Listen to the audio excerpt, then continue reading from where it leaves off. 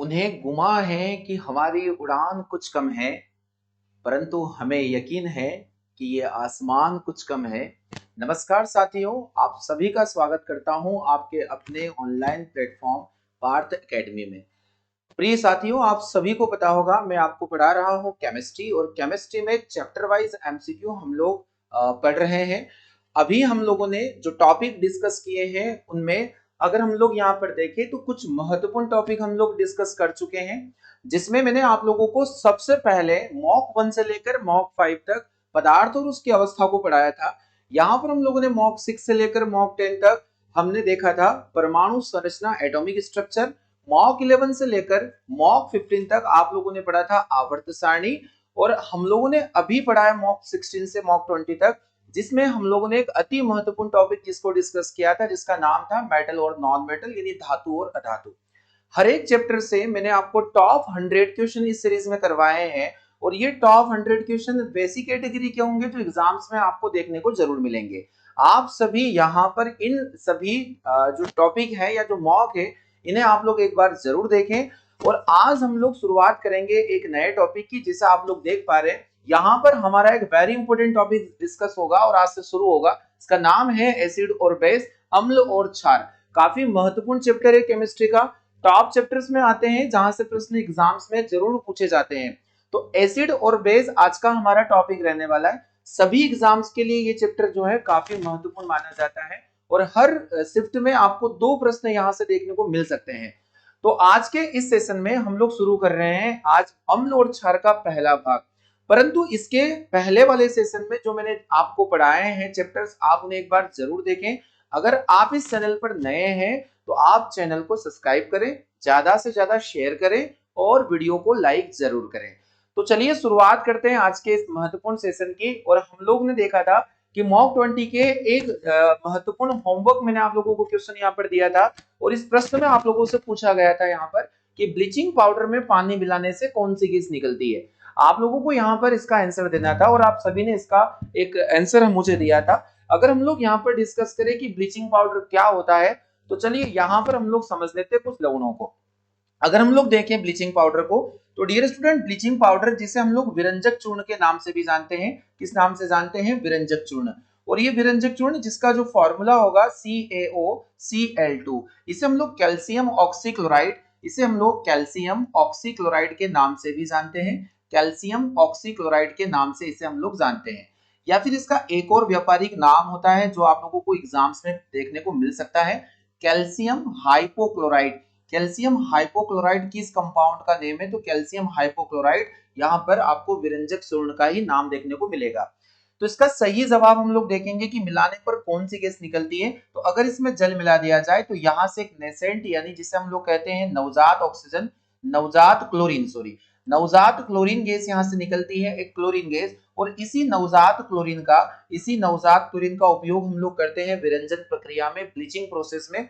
और इस bleaching process में क्या होता है कि जितने भी रंगीन पदार्थ होते हैं, कलरफुल मटेरियल, उन कलरफुल मटेरियल का कलर को गायब करने के लिए इस प्रक्रिया को हम लोग अपनाते हैं। यानी विरंजन क्रिया, रंगीन पदार्थों को रंगीन पदार्थों में बदलने की यह प्रक्रिया होती है। तो ब्लीचिंग पाउडर को पानी में मिलाने से कौन सी गैस निकलती है? तो इसका सही जवाब हो जाएगा ऑप्शन नंबर डी, क्लोरीन। यहाँ पर आप सभी के द्वारा इस प्रश्न का बिल्कुल सही जवाब कमेंट बॉक्स में दिया गया था।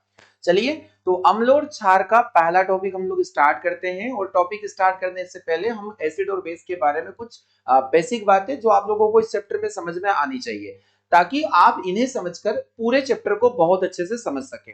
तो वीडियो स्टार्ट करने के पहले आप सभी फटाफट वीडियो को लाइक करें।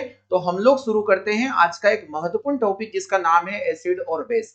तो चलिए, सबसे पहले मैं आपको कुछ बेसिक बातें जो अम्ल और क्षार को लेकर हैं, मैं आप लोगों को यहाँ पर थ्योरी में पढ़ा देता हूँ।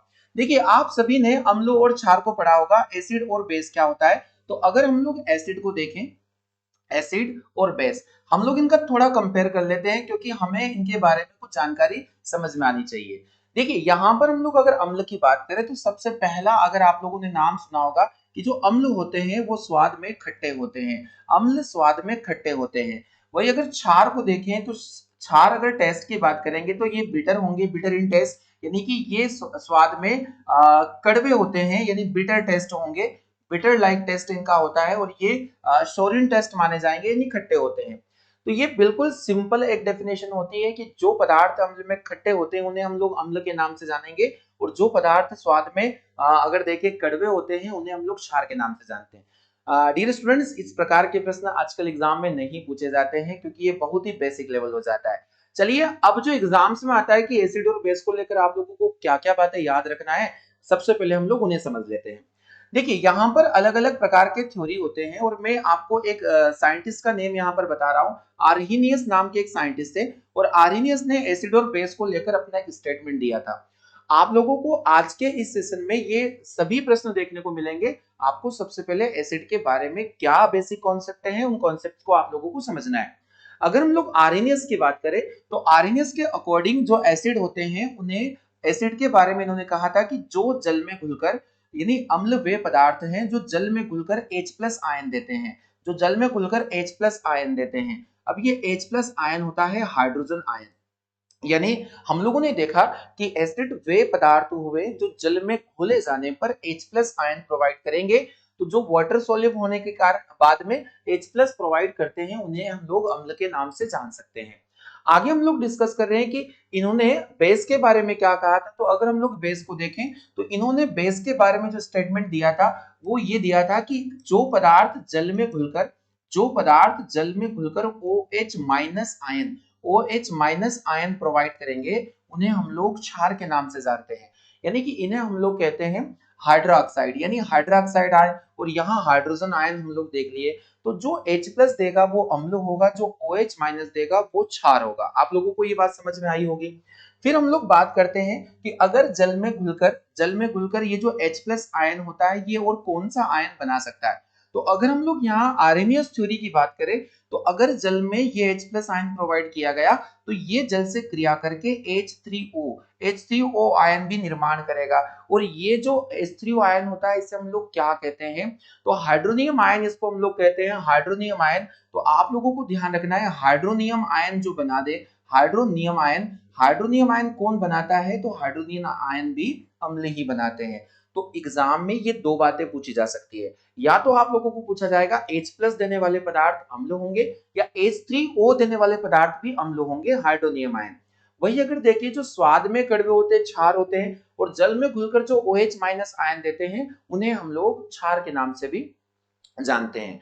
चलिए, और इनके क्या थ्योरी है हम लोग समझ लेते हैं। एक सिद्धांत है जो आप लोगों को ध्यान रखना है, ब्रोस्टेड और लारी का सिद्धांत। ब्रोस्टेड और लारी जो कॉन्सेप्ट है वो क्या बोलते हैं।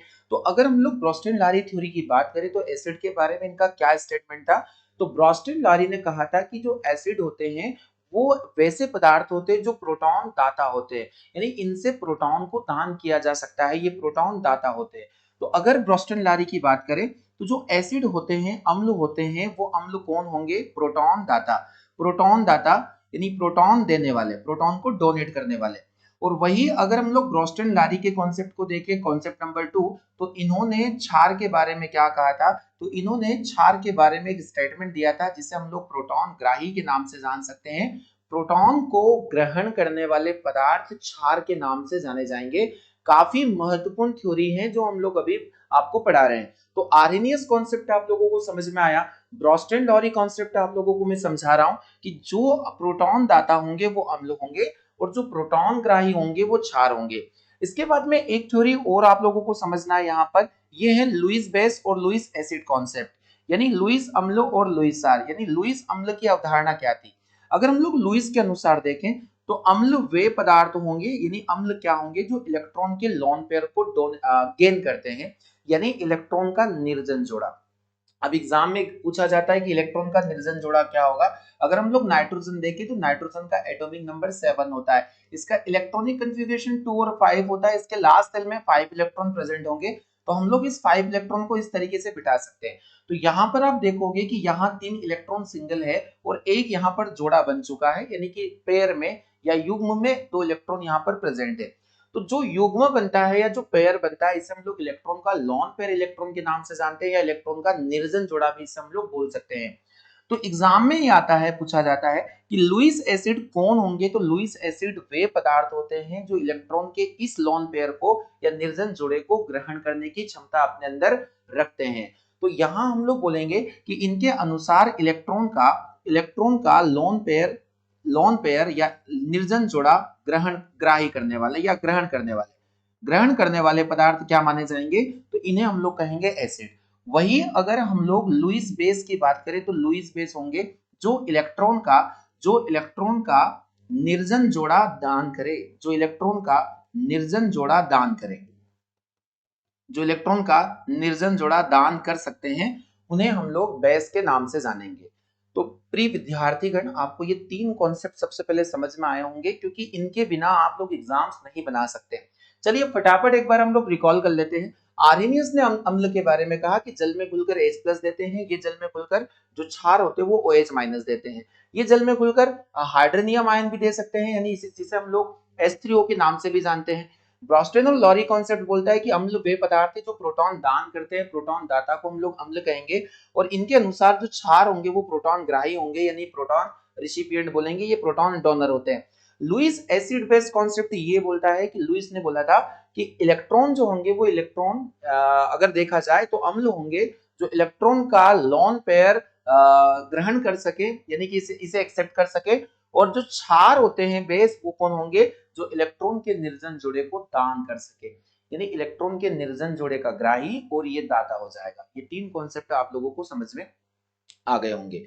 इस चैप्टर में आप लोगों को जो एग्जाम्स के वेरी इंपॉर्टेंट टॉपिक होते हैं उसमें ये सारी चीजें देखने को मिलती है। इसके अलावा आप लोगों को यहाँ पर एक टॉपिक पढ़ना है जो मैं आपसे डिस्कस करूंगा, पीएच वैल्यू, पीएच मान, जो आप लोगों को पता होना चाहिए। इसके बाद एक वेरी इंपॉर्टेंट टॉपिक है जिसका नाम है सूचक, यानी कि इसको हम लोग कह देंगे इंडिकेटर। इंडिकेटर से रिलेटेड काफी एग्जाम में क्वेश्चन आते हैं, और यहाँ पर अलग अलग प्रकार के जो लवण होते हैं, यानी सॉल्ट, एसिड, बेस और सॉल्ट, इन तीनों से जुड़े हुए क्वेश्चन आप लोगों को देखने को यहाँ पर मिलेंगे। तो चलिए, मैंने आपको इतना समझाया है, आप सभी अपने नोट्स में या तो आप इसका स्क्रीनशॉट ले सकते हैं या फिर आप इन्हें रिटर्न कर लें, और इन्हीं से आपका एग्जाम बनेगा। तो चलिए शुरुआत करते हैं इस सेशन की। पहला प्रश्न हम लोग देखते हैं। पहला क्वेश्चन है आप सभी के सामने। चलिए शुरुआत करते हैं इस सेशन की। तो पहला क्वेश्चन दिया गया है कि अम्ल वह पदार्थ है जो क्या कर सकता है। आप लोगों के सामने पहला क्वेश्चन जो अभी मैंने आप लोगों को कॉन्सेप्ट क्लियर किया था, आप लोगों को इसका जवाब वहां से मुझे देना है। चलिए जल्दी से पढ़िए। अम्ल वे पदार्थ हैं जो, पहला ऑप्शन आप लोगों के सामने यहाँ पर है, जो इलेक्ट्रॉन को ग्रहण करता है, यानी एक्सेप्ट इलेक्ट्रॉन, इलेक्ट्रॉन को प्रदान कर सकता है, किसी को दान कर सकता है। देखिए, तो अभी हमने तीन थ्योरी पढ़े और इन तीनों थ्योरी में आप लोगों को इलेक्ट्रॉन से रिलेटेड कोई भी बातें देखने को नहीं मिली। क्या ये प्रोटॉन दाता होते हैं? तो आप लोगों को ये बताना है कि प्रोटॉन जो दान कर दे वो अम्ल होगा, ये थ्योरी किसने दिया था। तो डियर स्टूडेंट, मैंने अभी आप लोगों को एक छोटा सा कॉन्सेप्ट क्लियर किया है कि प्रोटॉन दाता कौन होते हैं, अम्ल होते हैं, और यह बात बोली गई थी किसके द्वारा, ब्रॉस्टन और लॉरी कॉन्सेप्ट के अंदर। और जो प्रोटॉन ग्राही होते हैं वो कौन होते हैं, प्रोटॉन ग्राही होंगे जो बेस के नाम से जाने जाते हैं या क्षार के नाम से इन्हें हम लोग जान सकते हैं। तो इसका सही जवाब हो जाएगा ऑप्शन नंबर सी हो जाएगा। यह कौन सा आयन देते, तो एसिड जल में घुलकर H+ आयन या H3O आयन के नाम से आप लोगों को ये क्वेश्चन ध्यान में रखना है। तो इसका ऑप्शन हो जाएगा सी। अगला क्वेश्चन है क्वेश्चन नंबर 2, यानी यहाँ पर पूछा गया है भस्म, जिसे हम लोग क्षार भी कहते हैं, जो जल में घुलनशील होते हैं क्षार, उन्हें भस्म के नाम से जानते हैं। तो भस्म वह पदार्थ होंगे जो, आप लोगों को अभी यहाँ पर भी रोस्टेनडारी कॉन्सेप्ट ही पूछा जाता है, इस प्रकार के प्रश्न आते हैं। तो क्या प्रोटॉन ये देते हैं, प्रोटॉन देते हैं, या फिर आपसे पूछा गया प्रोटॉन ग्रहण करते। तो अभी हम लोगों ने देखा जो प्रोटॉन दाता होंगे वो एसिड होंगे, और प्रोटॉन को ग्रहण करने वाले बेस होंगे, यानी इन्हें हम लोग क्षार के नाम से भी जान सकते हैं। तो ऑप्शन नंबर सी इस प्रश्न का बिल्कुल सही जवाब होगा। अगर हम लोग देखें इलेक्ट्रॉन युग्म ग्रहण करता है, तो इलेक्ट्रॉन युग्म ग्रहण करता है लुईस एसिड, यानी लुईस के अनुसार, लुईस कॉन्सेप्ट जब आप समझोगे तो वे पदार्थ जो इलेक्ट्रॉन के लोन पेयर को एक्सेप्ट कर सकते हैं उन्हें हम लोग क्या कहेंगे, हम उन्हें कहेंगे एसिड, और जो दान कर सकते हैं उन्हें हम लोग बेस के नाम से जानेंगे। काफी महत्वपूर्ण थ्योरी है, आप लोगों को ये समझना पड़ेगा। तो उसका सही जवाब हो जाएगा ऑप्शन नंबर सी। अगला क्वेश्चन है आप लोगों को देखने को मिल रहा है कि अम्ल से संबंधित निम्नलिखित में से कौन सा कथन गलत है, यानी आप लोगों को बताना है which of the following is incorrect regarding acid. Acid के रिगार्डिंग इसमें से कौन सा एक फॉल्स स्टेटमेंट है, आप लोगों को बताना है। तो यहाँ पहला ऑप्शन दिया गया है कि यह स्वाद में कड़वा होता है। तो क्या अम्ल स्वाद में कड़वे होते, तो ये स्टेटमेंट पूरी तरीके से गलत हो जाएगा, क्योंकि अम्ल स्वाद में कड़वे नहीं होते, अम्ल स्वाद में खट्टे होते हैं। क्या यह स्वाद में खट्टा होता है? ये सही स्टेटमेंट है। या नीले लिटमस पेपर को लाल कर देता है? बिल्कुल सही बात है कि अगर हम लोग लिटमस पेपर की बात करें जिन्हें हम लोग लाइकेन से बनाते हैं, लिटमस पेपर एक टाइप के इंडिकेटर माने जाते हैं जो हमें ये शो करते हैं कि यहाँ जो दिया गया पदार्थ है वो एसिड है या बेस है। यानी अगर सीधा बातें हम बोले तो यहाँ अम्ल और क्षार का परीक्षण करने के लिए, टेस्ट करने के लिए हम लोग लिटमस पेपर का यूज करते हैं। तो यहाँ भी सही होगा। या फिर ये eliminates the effect of alkali, यानी कि क्या ये क्षार के इफेक्ट को कम कर देते हैं? तो बिल्कुल सही बात है। तो हम लोगों को यहाँ पर सही जो जवाब हो जाएगा, जो इसमें गलत स्टेटमेंट है वो है ऑप्शन नंबर ए, स्वाद में कड़वे होते हैं, क्योंकि स्वाद में कड़वे बेस माने जाएंगे। क्वेश्चन नंबर 4 पढ़िए ध्यान से। देखिए आप लोगों ने इसका कॉन्सेप्ट अच्छे से समझ लिया है तो आपको यहाँ पर सारे क्वेश्चन बहुत अच्छे से समझ में आने हैं। क्षार से संबंधित निम्नलिखित में से कौन सा कथन गलत होगा? यानी पूछा गया है which of the following is wrong regarding alkali. तो अल्कलाई से रिलेटेड अगर बेस से संबंधित हम देखें तो कौन गलत यहाँ पर पूछा गया है? तो यहाँ ऑप्शन दिया गया कि यह स्वाद में कड़वा होता है। तो यह बात तो बिल्कुल सही होने वाली है। क्या यह स्वाद में खट्टा होता है? तो डियर स्टूडेंट यह स्टेटमेंट जो है ये एसिड को लेकर सही होने वाला है, क्योंकि स्वाद में खट्टे अम्ल होते हैं, बल्कि क्षार जो होंगे वो स्वाद में कड़वे होते हैं। और भी हम लोग पढ़ लेते हैं, क्या लाल लिटमस पेपर को नीला कर देंगे? तो जो क्षार होते हैं, देखिए आप लोगों को यहाँ पर समझना है कि जो एसिड होते हैं, अम्ल होते हैं, ये क्या करेंगे, ये लिटमस पेपर की अगर हम लोग बात करें, लिटमस एक इंडिकेटर होता है, नेचुरल इंडिकेटर, तो ये नीले को लाल करते हैं। अम्ल क्या करेंगे? नीले को लाल करते हैं। वही अगर हम लोग क्षार की बात करें, अल्कलाई की बात करें, तो जो क्षार होते हैं वह लाल लिटमस पेपर को नीला करेंगे, यानी ब्लू टर्न करेंगे किसमें? रेड में, और रेड को टर्न करेंगे ये ब्लू में। आप लोगों को ये स्टेटमेंट समझ में आना चाहिए, जो बिल्कुल बेसिक स्टेटमेंट है, आप लोगों को क्लियर हो गया होगा यहाँ से। तो कौन सा कथन गलत है? तो स्वाद में ये कड़वे होते हैं, यानी it is sour in taste, ये आपका रॉन्ग स्टेटमेंट यहाँ पर हो जाना है। तो बेस से रिलेटेड हम लोगों ने इन चीजों को अच्छे से समझ लिया। क्वेश्चन नंबर 5 है आप सभी के सामने। आप अगर नोट्स में इन सभी प्रश्नों को नहीं लिख पा रहे तो आप सबसे बड़ी गलती कर रहे हैं, क्योंकि एग्जाम्स में मैंने कहा है आप लोगों से कि इससे बाहर आपको कुछ भी देखने को नहीं मिलेगा। आप यहाँ के प्रॉपर कॉन्सेप्ट को समझते चलें, आने वाले सभी एग्जाम्स में यहीं से प्रश्न आप लोगों को देखने मिलेंगे। सभी के सभी संभावित प्रश्न हैं जो प्रीवियस एग्जाम में आ चुके हैं और जो आने वाली सभी परीक्षाओं में आएंगे। तो आप लोगों को प्रॉपर वे में नोट्स भी बनाना है। चलिए यहाँ पर क्वेश्चन आया है कि कोई विलियन लाल लिटमस को नीला कर देता है, इसका पीएच वैल्यू क्या होगा? तो डियर स्टूडेंट सबसे पहले हम लोग पीएच को समझ लेते हैं। अगर आप लोगों ने पीएच स्केल का नाम सुना, पीएच क्या होता है? तो इसे हम लोग पोटेंशियल ऑफ हाइड्रोजन या पोटेंस ऑफ हाइड्रोजन के नाम से जानते हैं।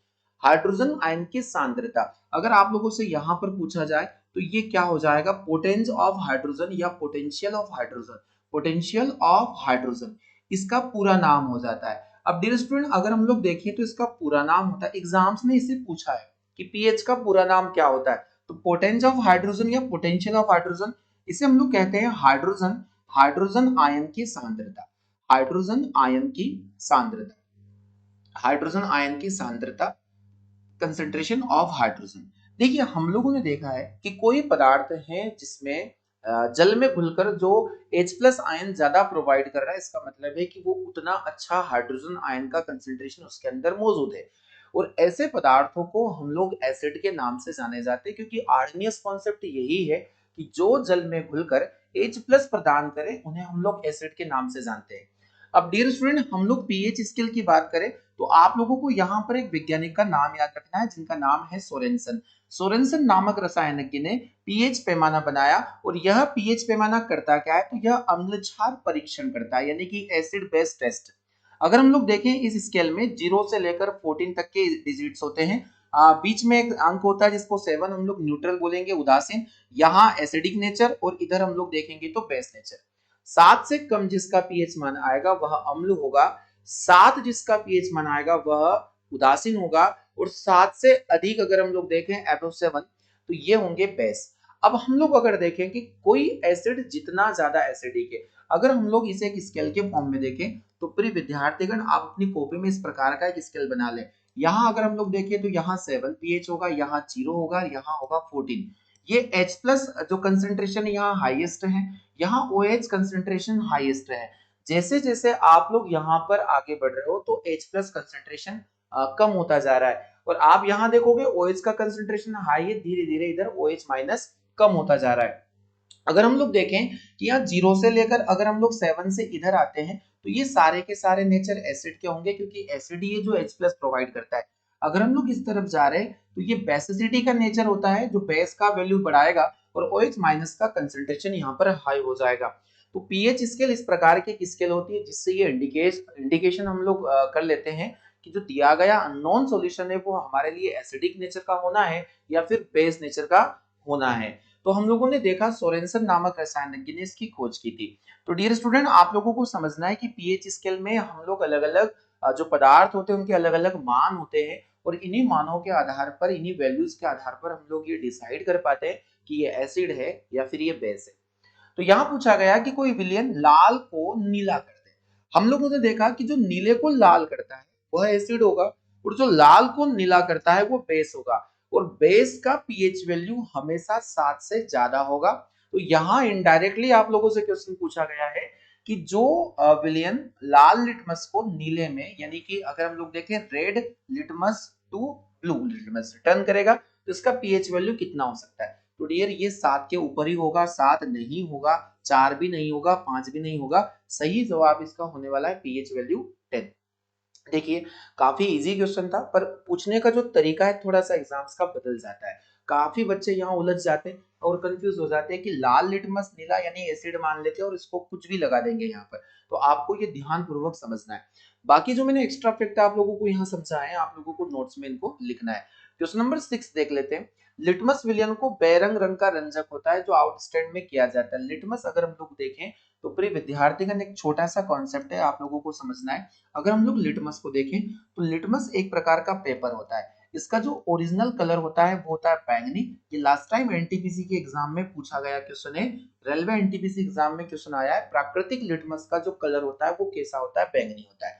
अगर हम लोग लिटमस पेपर की बात करें तो लिटमस पेपर कहाँ से बनाए जाते हैं, तो लिटमस पेपर लाइकेन से बनाए जाते हैं। लाइकेन क्या होता है, तो लाइकेन एक प्रकार का सिम्बायोटिज्म होता है, यानी कि एक सहजीवी संबंध होता है किसके बीच में, बिटवीन एल्गी एंड फंगस, यानी शैवाल और कवक के बीच में यह एक प्रकार का सहजीवी संबंध माना जाता है। आप यहाँ देखोगे कि ये जो लाइकेन होते हैं ये प्लांट के किस ग्रुप से बिलोंग करते हैं, तो आप लोगों को यहाँ पर ध्यान रखना है थैलोफाइटा ग्रुप। थैलोफाइटा प्लांट का वो ग्रुप है जो क्रिप्टोगेम्स के अंतर्गत आता है, जो नॉन फ्लावरिंग प्लांट होते हैं, और इन्हें हम लोग थैलस लाइक स्ट्रक्चर प्लांट भी बोलते हैं, क्योंकि थैलोफाइटा के अंदर ना जड़ होती है, ना तना होता है, ना ही पत्ती होती है। तो शैवाल और कवक से मिलकर लाइकेन बनता है, और ये लाइकेन जो नमी वाले स्थान होते हैं, पेड़ पौधों की शाखाएं होती है, चट्टान होती है, वहां पर ये आप लोगों को ग्रो करते हुए देखने को मिल सकते हैं। इन्हीं लाइकेन से लिटमस का निर्माण किया गया। तो एग्जाम्स में यह भी पूछा गया है कि लाइकेन किस ग्रुप से, जो लिटमस जहां से प्राप्त होता है वह किस ग्रुप का प्लांट होता है, आप लोगों को बताना है थैलोफाइटा। तो प्रिय विद्यार्थीगण एक काफी महत्वपूर्ण क्वेश्चन है जो यहाँ से एग्जाम्स में हमेशा पूछा जाता है, तो ये अपने नोट्स में जरूर आप इंक्लूड करें। चलिए बढ़ते हैं। तो यहाँ पूछा गया है कि जो लिटमस विलियन बेरंग होता है यह किससे उपचार किया जाता है, from the treatment of lichen यानी लाइकेन, जिसे हम लोग भी बोल सकते हैं। इसका उपयोग हम लोग मसालों के रूप में, जो पत्थर फूल आता है उसी के रूप में हम लोग करते हैं। तो लाइकेन एक सहजीवी संबंध भी आप लोगों को यहाँ पर समझ में आ गया। सही जवाब मैंने आपको इस प्रश्न के लिए बता दिया है, 6 का आंसर हो जाएगा बी। क्वेश्चन नंबर 7 है, काफी इजी क्वेश्चन है और हर बच्चे को, हर स्टूडेंट को, और जो एग्जाम्स की तैयारी करते हैं उन्हें ये क्वेश्चन जरूर आता है कि शुद्ध जल का पीएच मान कितना होता है। पीएच वैल्यू जिसे हम लोग पोटेंशियल ऑफ हाइड्रोजन या पोटेंशियल ऑफ हाइड्रोजन के नाम से भी जानते हैं। तो हाइड्रोजन आयन की सांद्रता जिसमें ज्यादा होगी उसका पीएच वैल्यू उतना ही कम होगा। तो अगर हम लोग देखें कि सॉरी, शुद्ध जल का पीएच मान कितना होता है, तो डियर स्टूडेंट मैं बताऊंगा। शुद्ध जल एक उदासीन नेचर का पदार्थ माना जाता है और शुद्ध जल का पीएच मान होता है 7, यानी इस प्रश्न का सही जवाब हो जाएगा ऑप्शन नंबर बी। अलग अलग पदार्थों के पीएच वैल्यू हम लोगों को एग्जाम में देखने को मिलते हैं। अगर हम लोग हमारी ह्यूमन बॉडी की बात करें, मानव शरीर की, तो मानव शरीर में विभिन्न प्रकार के जो भाग होते हैं वहां का पीएच वैल्यू भी आप लोगों को पता होना चाहिए।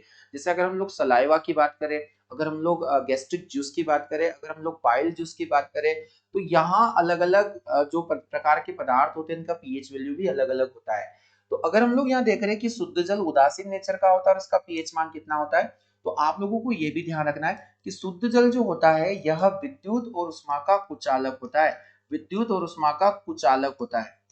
यानी जब तक इस जल के अंदर आयनों की प्रेजेंस नहीं होगी, आयंस नहीं होंगे, यह इलेक्ट्रिसिटी को फ्लो नहीं करवा पाएगा। क्योंकि किसी भी एक्वेटिक सॉल्यूशन में या जलीय विलयन में आयन का होना अति महत्वपूर्ण है, क्योंकि बिना आयन के इनमें विद्युत धारा का प्रवाह नहीं होता। जिस प्रकार एक इलेक्ट्रिक वायर के अंदर उसके इलेक्ट्रॉन का होना जरूरी है, क्योंकि किसी वायर के अंदर जितने ज्यादा फ्री इलेक्ट्रॉन होंगे वो इलेक्ट्रिसिटी का उतना गुड कंडक्टर माना जाएगा। उसी प्रकार अगर पानी है या कोई लिक्विड सॉल्यूशन है तो उस सॉल्यूशन के अंदर आयन होना जरूरी है। आयन होंगे तो ये काफी अच्छे, अगर हम देखें तो गुड कंडक्टिविटी इनकी होती है या देखने को मिलती है। तो डी स्टूडेंट सही जवाब हो जाएगा इसका ऑप्शन नंबर बी। चलिए अगले प्रश्न पर हम लोग बढ़ते हैं। क्वेश्चन नंबर 7 देख लिया हम लोगों ने। अगला क्वेश्चन है 8, इनमें से प्राकृतिक सूचक कौन है? इंडिकेटर की बात करते हैं। चलिए इंडिकेटर मैं आप लोगों को समझा देता हूं इंडिकेटर क्या होते हैं। तो एक शीट ले लीजिएगा आप लोग और यहां पर इसको लिखिएगा कि ये जो सूचक होते हैं इनको हम क्या कहते हैं। सूचक यानी जिसे हम लोग इंडिकेटर के नाम से भी जानते हैं कि इंडिकेटर क्या होते हैं। इंडिकेटर को हम लोग समझ लेते हैं। डियर, इंडिकेटर का मतलब होता है कि जो हमें एसिड और बेस होने की सूचना देते हैं, या फिर ये एसिड और बेस की हमें सूचना दे। एसिड और बेस की सूचना देने वाले पदार्थ इंडिकेटर के नाम से जाने जाते हैं। अगर हम लोग इन्हें इंडिकेटर को डिवाइड करें तो अलग अलग प्रकार के इंडिकेटर होते हैं। एक इंडिकेटर होता है जिसे हम लोग प्राकृतिक इंडिकेटर या फिर जिसे हम लोग नेचुरल इंडिकेटर के नाम से जानते हैं। नेचुरल इंडिकेटर के नाम से जानते हैं। और एक इंडिकेटर अगर हम लोग देखें तो एक इंडिकेटर यहाँ पर हम लोग समझेंगे एक इंडिकेटर कौन होगा। तो एक इंडिकेटर को भी हम लोग देख लेते हैं। एक तो प्राकृतिक हो जाएगा और एक इंडिकेटर हो जाएगा जिसे हम लोग कृत्रिम इंडिकेटर के नाम से जानते हैं, या सिंथेटिक या कृत्रिम सूचक। कृत्रिम सूचक देखिए, एक होता है नेचुरल और एक होता है कृत्रिम। अगर ये प्राकृतिक इंडिकेटर की बात करें तो जो प्रकृति द्वारा प्रदान किए गए, और प्रकृति द्वारा प्रदान किए गए अगर इंडिकेटर की बात करें तो यहाँ लाइकेन से प्राप्त लिटमस पेपर को हम लोग ले लेंगे। लिटमस पेपर यहाँ पर आ जाएगा। अगर हम लोग हल्दी की बात करें तो इनसे हम लोग एसिड और बेस को पहचान सकते हैं। अगर आप लोगों ने वेनिला प्लांट का नाम सुना हो तो वेनिला प्लांट भी या वेनिला का पौधा भी यहाँ पर आपको इंडिकेटर मिल सकता है। इसके बाद हम लोग अगर देखें रेड कैबेज या लाल पत्ता गोभी, लाल पत्ता गोभी भी अगर हम लोग देखें तो यहाँ यह भी एक इंडिकेटर होता है जो नेचुरल इंडिकेटर माना जाता है। वही आप प्याज को भी यहाँ पर ले सकते हैं। प्याज एक नेचुरल इंडिकेटर होता है। क्लोव जिसे हम लोग लौंग के नाम से जानते हैं, लौंग भी एक प्रकार का नेचुरल इंडिकेटर माना जाता है। ये सभी वे प्राकृतिक सूचक है डियर स्टूडेंट जो प्रकृति द्वारा प्रोवाइड किए गए हैं, गिवन बाय नेचर है, फिर भी ये इंडिकेट कर सकते हैं कि ये एसिड है या बेस है। अब इसी में हम लोग आगे की क्लासेस पढ़ेंगे कि ये नेचुरल इंडिकेटर दो टाइप के होते हैं। एक होता है ऑल्फैक्टरी इंडिकेटर जिन्हें हम लोग गंध के द्वारा पहचान लेते हैं कि किसी को गंध के द्वारा, स्मेल के द्वारा हम ये इंडिकेशन करते हैं कि ये एसिड होगा या बेस होगा, जो पदार्थ अपना गंध चेंज करे। और एक होता है कलर इंडिकेटर, यानी कि इनको हम लोग बोल देंगे जो कलर अपना बदलते हैं, जैसे रंग बदलना। तो रंग बदलने वाले इंडिकेटर भी अलग आते हैं। तो इस श्रेणी में हम लोग अभी इतना पढ़ेंगे। अगर हम लोग कृत्रिम सूचक की बात करें तो आप लोगों ने यहाँ पर पढ़ा होगा फिनोफ्थेलिन। अगर हम लोग फिनोफ्थेलिन को देखें तो फिनोफ्थेलिन एक प्रकार का आर्टिफिशियल इंडिकेटर माना जाता है। आप लोगों ने मिथाइल ऑरेंज का नाम सुना होगा। तो मिथाइल ऑरेंज भी एक प्रकार का इंडिकेटर होता है। देखिए इतना आपको पढ़ना पड़ेगा क्योंकि indicator very very important topic माना जाता है। लास्ट एग्जाम्स में आप अपने पेपर उठा के देख लीजिएगा कि इंडिकेटर से एक प्रश्न जरूर एग्जाम में पूछा गया है जो एग्जाम में आता है। मिथाइल ऑरेंज, और आप लोगों को मिथाइल ब्लू का भी नाम पता होना चाहिए, मिथाइल ब्लू। तो मिथाइल ब्लू भी एक प्रकार का आर्टिफिशियल इंडिकेटर माना जाता है। इसमें और भी कई प्रकार के इंडिकेटर हैं जो यहाँ रिमेनिंग है। मैं आपको आगे के सेशन में एक कंप्लीट यहाँ जानकारी इनकी देने वाला हूँ। आपको हर सेशन को रेगुलर टाइम पर देखना है और इनके नोट्स बनाते चलना है। चलिए तो हम लोग यहाँ पर ये समझ रहे थे, हमारा जो क्वेश्चन था वो क्वेश्चन क्या था, हम लोग देख लेते हैं कि प्राकृतिक सूचक कौन है। अब आपको ये प्रश्न समझ में आ जाएगा। यहाँ पर पूछा गया कि हल्दी, मिथाइल ऑरेंज, फिनोफ्थेलिन में से कोई नहीं। तो नेचुरल इंडिकेटर होता है हल्दी। हल्दी क्या करती है, तो हल्दी का इंडिकेशन भी मैं आपको समझा देता हूँ कि स्टूडेंट अगर हम लोग देखें कि ऐसा बोला जाता है ना, हल्दी लगे कपड़ों को हम लोग साबुन से नहीं धोते हैं, उन्हें ड्राई क्लीन करवाया जाता है। ड्राई क्लीन में हम किसी ऑक्जेलिक एसिड का या किसी एसिड का हम लोग इस्तेमाल करते हैं। तो आपको ये ध्यान रखना है कि जो हल्दी होती है ये एसिड के अंदर, ये एसिड के अंदर तो नो चेंज होगी, यानी कि नो चेंज का मतलब है कि ये कोई परिवर्तन नहीं दिखाती। परंतु अगर हमने इसको बेस के अंदर मिलाया तो बेस के अंदर जो हल्दी होती है वो क्या कलर देगी, तो बेस के अंदर ये रेड कलर की हो जाती है, यानी आप लोगों को ये ध्यान रखना है, रेड कलर ये प्रोवाइड कर देती है। तो आप लोगों को यहाँ पर इतना भी समझ में आना चाहिए। तो इस प्रकार के इंडिकेटर जैसे मिथाइल ऑरेंज आपको को ध्यान रखना है कि एसिड में इसका कलर कुछ और होता है, बेस में फिनोल्फ्थालीन हम देखेंगे पिंक कलर ये बेस के अंदर प्रोवाइड करता है। धीरे धीरे इनके सभी प्रश्न हम लोग पढ़ने वाले हैं। तो एग्जाम में आ जाएगा कि अगर एसिड में इनको धुआ तो हम लोगों ने नो चेंजेस, और बेस के अंदर ये रेड हो जाते हैं, तो आप लोगों को यहाँ पर समझना है हल्दी लगे। तो हल्दी एक नेचुरल इंडिकेटर माना जाता है। चलिए अगला क्वेश्चन देख लेते हैं। अगला प्रश्न है आप लोगों के लिए, अगला क्वेश्चन आप सभी के सामने है कि इनमें से कौन सही है, आप लोगों को बताना है। Which of the following is correct statement, यानी आप फार्मूला दिया गया है किसी चीज का, पूछा गया Na2CO3.5H2O, सॉरी Na2CO3 NaCO3, यहाँ Na2 भी होना चाहिए, सभी में आप Na2 भी लगा दीजिएगा, Na2 चलिए। तो Na2CO3.10H2O, Na2CO3.7H2O, Na2CO3.2H2O, यहाँ पर आप लोगों को देखने को मिलेगा एक फार्मूला जिसे हम लोग वॉशिंग सोडा के नाम से जानते हैं। किस नाम से जानेंगे? Washing soda. अब डियर स्टूडेंट मैं अगर बोलूं वो वॉशिंग सोडा या धावन सोडा किसको कहते हैं, तो धावन सोडा जिससे कपड़े धोने में उपयोग किया जाता है, इसका फॉर्मूला होता है Na2CO3.10H2O। ये काफी महत्वपूर्ण क्वेश्चन है, हर बार एग्जाम में कहीं ना कहीं ये शिफ्ट में पूछा जाता है। वेरी इंपॉर्टेंट टॉपिक है एसिड और बेस, और जिससे आने वाले जो प्रश्न इस प्रकार के होते हैं जो आप लोग यहाँ पर देख पा रहे हो।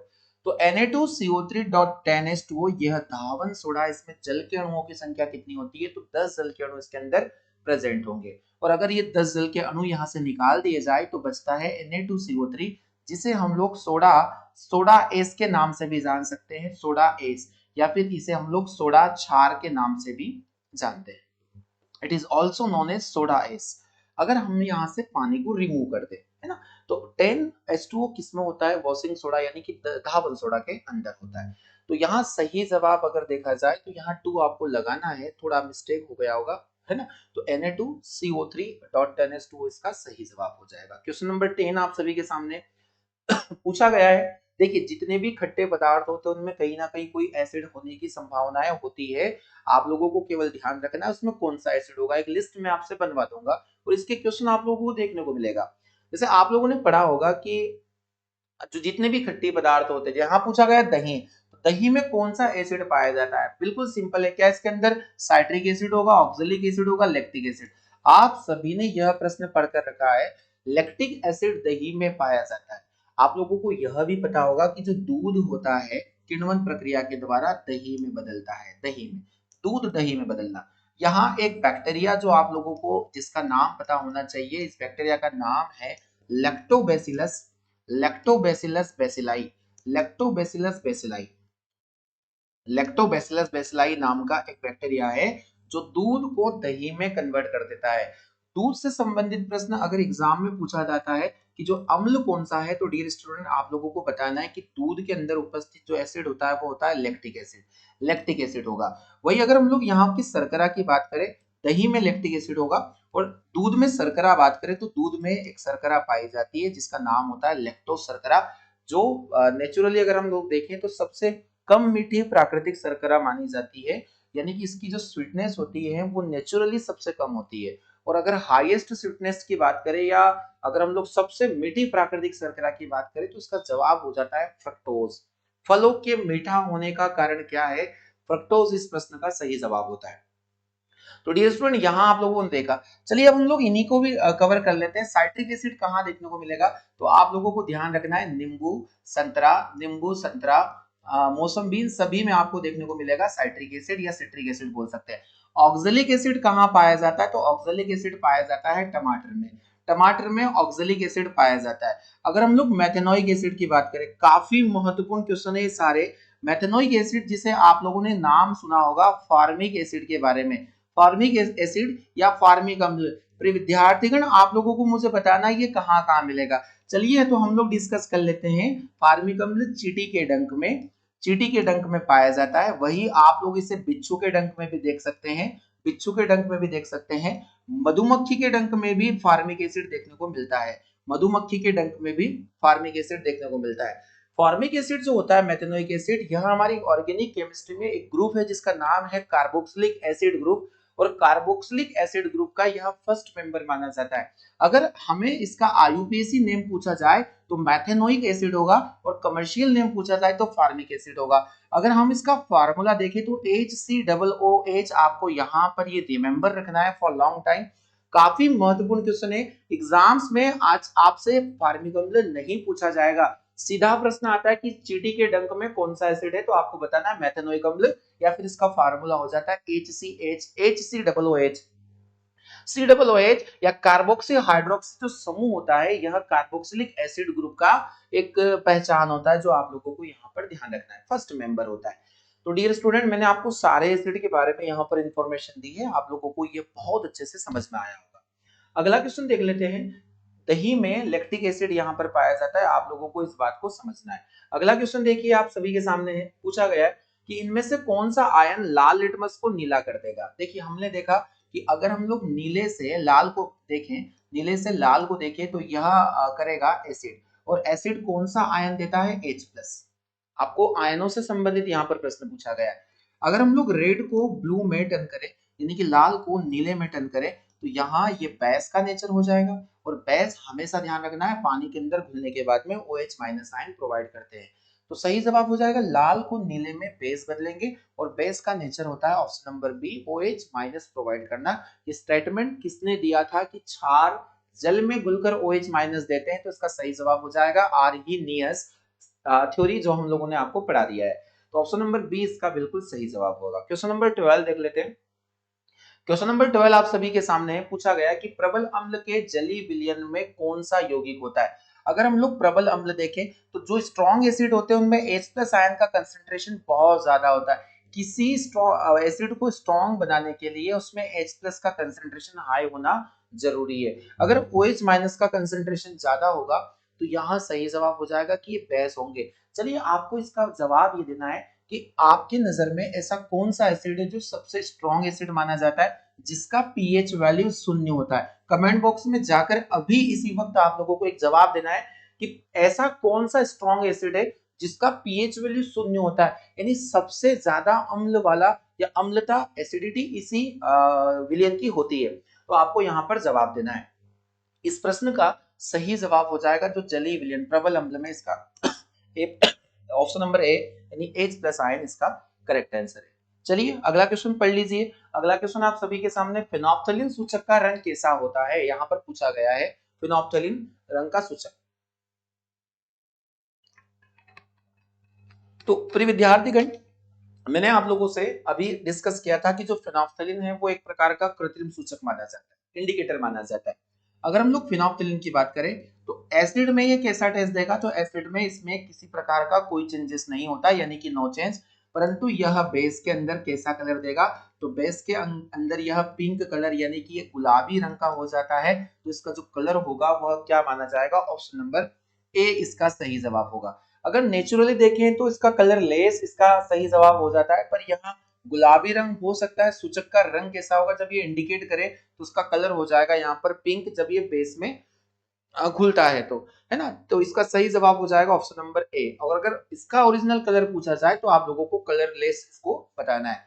अगर पूछा जाता है क्वेश्चन नंबर 14 देख लीजिएगा, जल को जीवाणुनाशक बनाने के लिए इसमें उपयोग किया जाता है। अगर हम लोग देखें तो यहाँ पर जो बैक्टीरिया होते हैं उनको नहीं रखा जाना, तो आपको जल के अंदर क्या मिलाना चाहिए। ऑप्शन है यहाँ पर धावन सोडा, धावन सोडा जिसे हम लोगों ने अभी देखा है, और इसका जो फॉर्मूला हो जाएगा Na2CO3 Na2CO3.10H2O। आप लोगों को मेरे साथ साथ इन्हें लिखना भी है।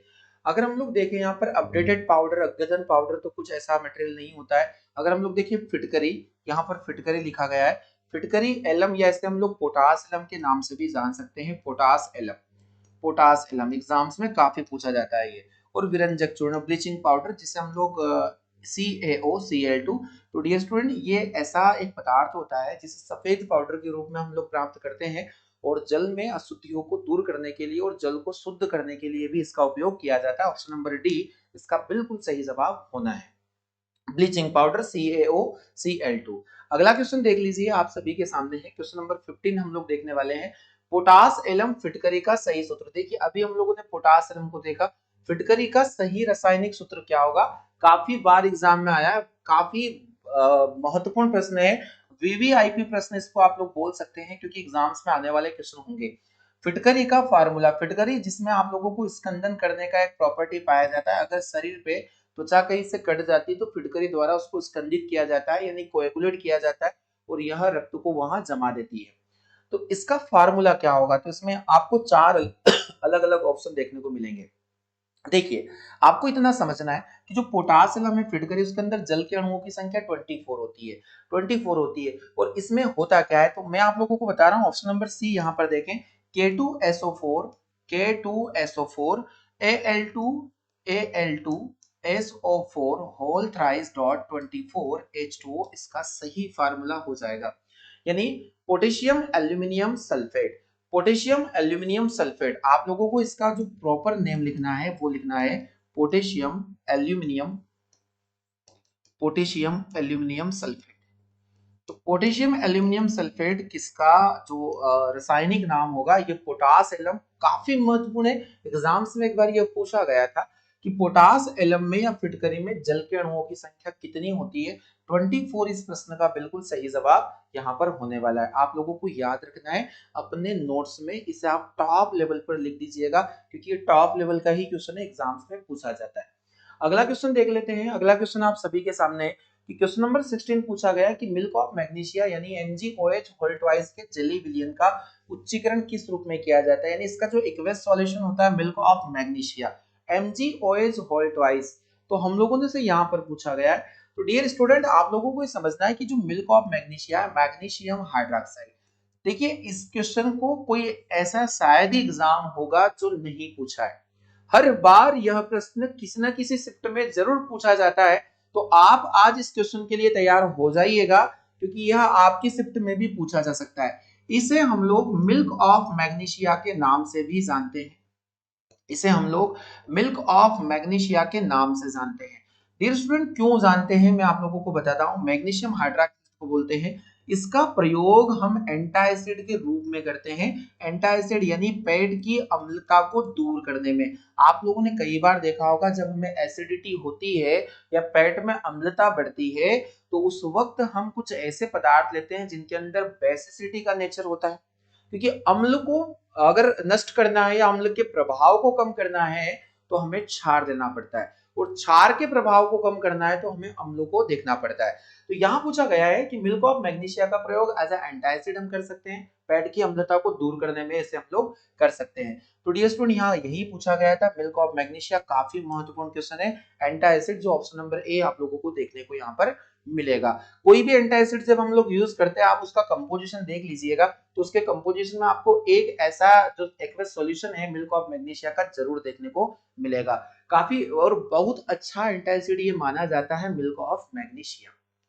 ठीक है, तो आप लोगों को इतनी जानकारी यहाँ से समझना है, इसे एंटासिड भी हम लोग कह सकते हैं। अगला क्वेश्चन देखिए, टॉप लेवल के प्रश्न है जो आज हम लेके आए हैं, और इस सीरीज में हम लोग ऐसे ही प्रश्नों को देख रहे हैं। एग्जाम्स बिल्कुल आसान होगी आप लोगों की, केवल आप इन्हें मेहनत कीजिए और अपना एक प्रॉपर एक नोट्स बना लीजिए, जिससे मैं चैप्टर वाइज अभी एमसीक्यू आप लोगों से डिस्कस कर रहा हूँ। हम लोग देख रहे हैं कि हमारा अगला प्रश्न है 17 कि हम प्रकृति में मेथनोइक अम्ल कहाँ से प्राप्त करते हैं। मेथनोइक अम्ल जिसे हम लोग फॉर्मिक एसिड के नाम से भी जानते हैं, अभी मैंने आपको पढ़ाया है फॉर्मिक एसिड। और फॉर्मिक एसिड का जो फॉर्मूला होता है डियर स्टूडेंट, वो होता है HCOOH। और यह किस ग्रुप का सदस्य है, तो आपको ध्यान रखना है carboxylic, carboxylic acidic group, carboxylic acidic group, जिसकी पहचान होती है कि एक एल्किन समूह के साथ में कार्बोक्सी हाइड्रोक्सी समूह यहाँ पर जुड़ा होता है R-COOH, यानी कि ये एल्किल समूह के साथ में COOH समूह यहाँ पर जुड़ा रहेगा। तो यहाँ अगर हम लोग फार्मिक एसिड या मेथनोइक एसिड की बात करें तो कहाँ कहाँ चींटी के डंक में देखने को मिल सकता है, बिल्कुल सही स्टेटमेंट है। मधुमक्खी के डंक में, बिच्छू के डंक में, और एक प्लांट जिसका नाम मैं आपको बता रहा हूं नेचुरली आपको ध्यान रखना है, नेटल। नेटल नाम का एक पौधा है, इसकी जो इसका भाग होते हैं, इस पौधे के भाग होते हैं, उनमें छोटे छोटे रोम होते हैं। अगर ये रोम हमारी स्किन पर चुभ जाए तो हमें वही असर होगा जैसे एक बिच्छू के काटने से होगा, यानी फॉर्मिक एसिड का असर हमारे ऊपर होता है। तो मेथेनोइक एसिड सिट्रिक अंक में होगा। अगर सिरके में बात करें तो सिरके में एसिडिक एसिड होगा। इमली में कौन सा एसिड होता है? तो टार्टरिक एसिड। इमली में आप लोगों को टार्टरिक एसिड भी देखने को मिलता है, और सिरका जो विनेगर होगा इसके अंदर एसिडिक एसिड देखने को मिलता है, CH3COOH। तो 17 का सही जवाब हम लोगों ने ऑप्शन नंबर ए को देखा, यानी कि option number first in ant stings. चलिए अगला हम लोग देखते हैं क्वेश्चन नंबर 18। आंवले में किस प्रकार का किसका एक प्रचुर स्रोत होता है? आंवला। अगर हम लोगों ने आंवला देखा हो तो आंवला सभी को पता होगा कि क्या आंवला एंटासिड होगा, एसिडिक एसिड होगा, एस्कॉर्बिक। देखिए ऑप्शन नंबर जो सी है इसका, यानी कि थर्ड वाला, एस्कॉर्बिक एसिड का जो किसका नाम है? तो विटामिन सी का। विटामिन सी का, विटामिन सी एस्कॉर्बिक एसिड को हम लोग कहते हैं, और एस्कॉर्बिक एसिड इसका केमिकल नेम होता है। तो आंवला एक एस्कॉर्बिक एसिड का काफी एक अच्छा स्रोत माना जाता है ना। तो आप लोगों को यहाँ पर आंवले के बारे में ध्यान रखना है। तो एंटासिड अभी हम लोगों ने MgOH होल ट्वाइस को आपसे डिस्कस किया। MgOH होल ट्वाइस आप लोगों को ध्यान से रखना है, मैग्नीशियम हाइड्रोक्साइड एज एंटासिड, और एसिडिक एसिड सिरका आप लोगों ने यहाँ पर देख लिया। चलिए अगला क्वेश्चन है, क्वेश्चन नंबर 19 है। आज काफी महत्वपूर्ण सेशन है, और आज का सेशन थोड़ा सा टाइम वाला है, क्योंकि इसमें हम लोगों ने अच्छे कॉन्सेप्ट को समझा है। इनमें से किस में सिट्रिक एसिड पाया जाता है? आप लोगों को बताना है कि सिट्रिक या साइट्रिक एसिड कौन होगा। टमाटर में कौन सा एसिड होगा? तो अगर हम लोग एग्जाम में देखें तो जो टोमेटो होगा, टमाटर, इसके अंदर होता है ऑक्जेलिक एसिड। टमाटर के अंदर ऑक्जेलिक एसिड देखने को मिलेगा। संतरा अगर हम लोग बात करें तो संतरा के अंदर सिट्रिक एसिड देखने को मिलेगा। वही अगर इमली की बात करें तो टार्टरिक अम्ल इमली के अंदर पाया जाता है। तो आपको यहाँ पर ध्यान रखना है, सही जवाब हो जाएगा सिट्रिक एसिड, यानी कि यहाँ संतरा में सिट्रिक एसिड होगा, संतरा और नींबू में सिट्रिक एसिड पाया जाता है। चलिए इस सेशन का अंतिम प्रश्न है, जो प्रश्न आप लोगों के लिए होमवर्क के लिए होता है। तो यह प्रश्न आप सभी को होमवर्क के लिए मैं दे रहा हूं। कमेंट बॉक्स में जाकर फटाफट इस प्रश्न का आप लोगों को जवाब देना है। तो पूछा गया है कि अम्ल एक पदार्थ है जो, अम्ल एक पदार्थ है जो क्या करेंगे? तो पूछा गया है कि एक प्रोटॉन दान कर सकता है, एक इलेक्ट्रॉन युग्म को स्वीकृत कर सकता है, और जल में H+ देता है, और उपरोक्त सभी। तो यहाँ इसका सही जवाब देना है। अगर इस प्रश्न का जवाब आपको नहीं समझ आ रहा है तो आप पहले प्रश्न की शुरुआत में जाकर जो कॉन्सेप्ट मैंने आप लोगों को समझाया वहां देख सकते हैं। वहां देखने के बाद आपको ये प्रश्न का आंसर जो है वो आसान हो जाएगा। तो प्यारे साथियों, आज के सेशन में हम लोग इतना ही पढ़ेंगे। अगले सेशन में मिलते हैं, जो रहेगा एसिड और बेस का पार्ट 2। काफी अच्छे क्वेश्चन में फिर लेकर आऊंगा आपके लिए। तो जल्दी से एक छोटा सा काम आप कर दीजिए, इस वीडियो को अपने दोस्तों को जरूर शेयर करें। वीडियो को सबसे पहले लाइक करें, और लाइक करने के बाद में आप जितने भी इसके क्वेश्चन आप लोगों ने पढ़े हैं वो आपको अच्छे से रिकॉल करना है। तो मिलते हैं हम लोग अगले सेशन में। आज के लिए इतना ही, तब तक के लिए आप सभी का बहुत बहुत धन्यवाद, और सभी का अपना ध्यान रखें और अच्छे से पढ़ाई करें।